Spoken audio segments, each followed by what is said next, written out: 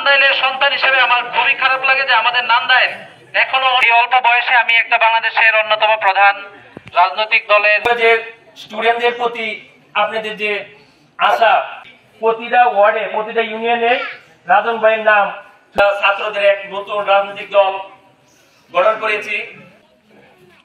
আজকের এই ওপেন বৈঠকে আপনারা সমাজে প্রতিটা ওয়ার্ড এবং ইউনিয়নে যেমন লিডিং দেওয়ার না, আমার কথাটা অন্য দিক দিয়ে নিচ্ছে, মানে এমন ভাবে নিচ্ছে আসলে একই পরিবারের মানুষ, আমরা সবাই বঞ্চিত।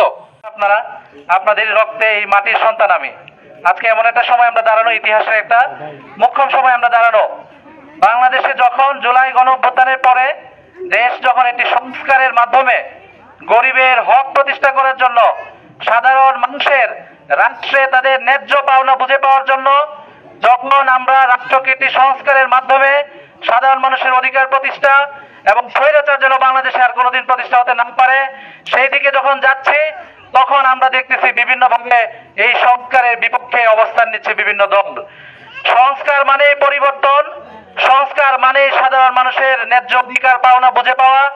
আমরা সেই দলের ব্যক্তিদেরকে অনুরোধ করতে চাই, তারা দূরের কেউ নয়, তারা আমাদেরই ভাই, তারা আমাদেরই সহযোগী রাজনৈতিক দলের মানুষ। আমরা চাই যে এই দলের ব্যক্তিরা আগামী দিনে বাংলাদেশের মানুষের পক্ষে অবস্থান নেবে, আগামী দিনে বাংলাদেশের সাধারণ মানুষের জন্য যে পরিবর্তনের আকাঙ্ক্ষা নিয়ে আমাদের ছাত্র জনতা রাজপথে নেমে এসেছিল, সেই পরিবর্তন বাংলাদেশে হবে। সেই জুলাই সনদের পক্ষে সারা বাংলাদেশের আপামর জনতা আগামী দিনে ব্যালট বিপ্লবের মাধ্যমে জুলাই সনদের যে সংস্কার, সেই সংস্কারকে বিজয়ী করবে ইনশাআল্লাহ। আপনারা দেখছেন আমরা জাতীয় নাগরিক পার্টি, আমাদের বয়স সবার এভারেজে হচ্ছে 35-এর নিচে। আমরা একটা প্রতীকের জন্য, আমরা শাপলা প্রতীকের জন্য আমরা আমাদের লড়াই করতে হয়েছে। আমরা আমাদের ন্যায্য এই শাপলা প্রতীকটাও কিন্তু এখন পর্যন্ত পাই নাই। আমাদেরকে দেওয়া হয়েছে শাপলা কলি, তা আমরা শাপলা কলি নিয়ে আমাদেরকে সন্তুষ্ট থাকতে বলা হচ্ছে। কিন্তু আমরা স্পষ্ট করে বলতে চাই, আইনি কোনো বাধা না থাকার পরেও আমাদেরকে যেভাবে প্রতীক নিয়ে আমাদের তালবাহানা করা হয়েছে, এই প্রতীকের তালবাহানা কিন্তু শুধুমাত্র এনসিপির প্রতীক নয়, সাধারণ মানুষের সাথেও তাদের অধিকার নিয়ে কিন্তু রাজনীতিবিদ এই ধরনের তালবাহানা করে। একটা প্রতীক হচ্ছে একটা সিম্বল হিসেবে আমি বলতেছি যে এই প্রতীক নিয়ে যেরকম বাংলাদেশের ছাত্র জনতা যে একটা নতুন দল গঠন করছে, তাদের অধিকারটা তাদেরকে বুঝাই দিচ্ছে যে তালবাহানা।